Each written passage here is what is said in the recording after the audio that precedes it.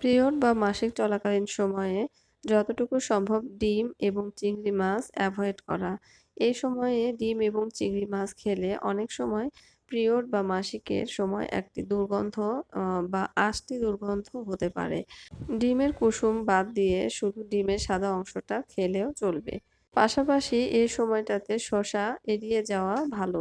এই সময়টাতে শসা খুবই কম পরিমাণের খাওয়া ভালো। কারণ শসার বীজে এমন কিছু উপাদান আছে যা পিরিয়ড বা ব্লাডের ফ্লোকে কমিয়ে দেয়। আর তাই শসা খেলে এর বীজগুলো ফেলে খেলে তেমন কোনো প্রভাব পড়বে না।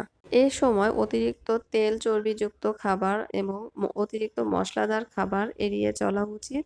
কারণ এই খাবারগুলোর কারণে পেটে ফাঁপা ভাব অথবা পেটে গ্যাসের প্রবণতা বেড়ে যেতে পারে। এমনকি শরীর পানিশূন্যও হয়ে যেতে পারে।